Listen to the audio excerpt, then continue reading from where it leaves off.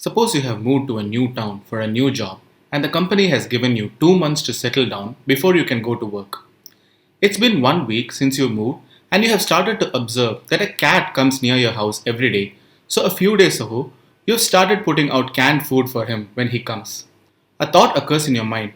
Who's going to put out the food for him after you join the office? Some days, the cat is not even eating the entire can that you're giving him. If some food remains and you're not there to refrigerate it, then it will spoil and go waste. So, you need to know exactly how much of a can of food to put out on each of the working day so that you can minimize the food wastage and feed the cat accordingly.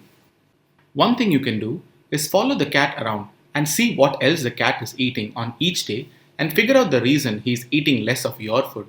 Well, this is time consuming, tedious, and people will think you're crazy if you keep following a stray cat everywhere he goes. But here's a thought. You still have 2 months to go to work. Why can't we collect some data on how much the cat eats on each working day? So you start to take note of how much the cat eats every day. On the next day, that is the Monday, the cat eats half a can. On Tuesday, he eats 3/4 of the can, and so on. You record the data for 2 months. Now, let's see the data recorded. Specifically, let's see how the cat has eaten every Monday in 2 months. We can see that the cat has eaten a full can on 4 Mondays, 3/4 of a can on 2 Mondays, and a quarter of a can on 2 Mondays. So, out of 8 Mondays, the cat has eaten only a quarter can on 2 days. So, on a Monday, the probability that the cat will eat only a quarter can is 2 by 8. Out of 8 Mondays, the cat has eaten a full can on 4 Mondays. So, the probability that the cat will eat a full can is 4 by 8. Similarly, the probability that he will eat 3/4 of a can on a Monday is 2 by 8. Since he has not taken only half can on any of the Mondays, we can say that the probability that he eats only half can is 0. The highest probability of the amount of food the cat eats on Monday is a full can with 4 by 8 probability. So, we can assume that it is safe to put out a full can of food on Mondays before you go to work. Let's look at Tuesdays. On Tuesdays, we can see that the maximum number of days that the cat has eaten 3/4 of a can, and so it will be safe to put 3/4 of a can out for him on Tuesdays. Now, notice the kind of data that we are taking values for. In our case, it is 1/4 of a can, half of a can, 3/4 of a can, and a full can. Each of these values are called events. A set of events under observation is called a random variable. This is most often denoted with an uppercase letter. Let's call ours C. More specifically, we are only observing data for 4 kinds of value. What if the cat eats somewhere between half of a can and 3/4 of a can? Well, in this case, it is up to us to round it however we want. So we can consider this as half of a can or 3/4 of a can. This is called a discrete random variable, since we are calculating the probability for the discrete number of values. Here is the random variable for the rest of the days so that you can put out the amount of food accordingly.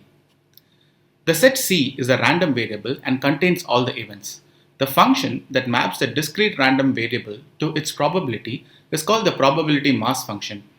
Each of the event, say C, in the set C is the value we give it to the function f of capital C is equal to small c, and the output is the probability of that event happening.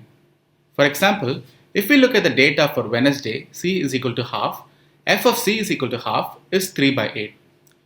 It may not be the most efficient method to put out food for the cat based on how much it has eaten most number of days. For example, if you look at Thursday's data, it has eaten a quarter and a half of a can for 2 days each. It's almost as if we are discarding the data and putting it a full can, even though on a total of 4 days it has eaten only quarter of a can and half of the can. Can we do any better? An average of how much he has eaten may be a good metric to choose. So, let us take a weighted average of the amount of food he has taken.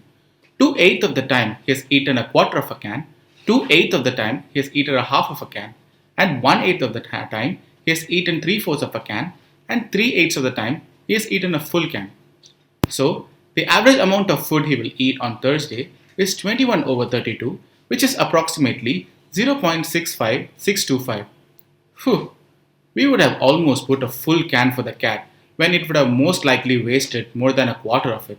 So, On Thursday, it will be sufficient to put either a half of a can or three-fourths of the can for the cat. This is called the expectation of a random variable.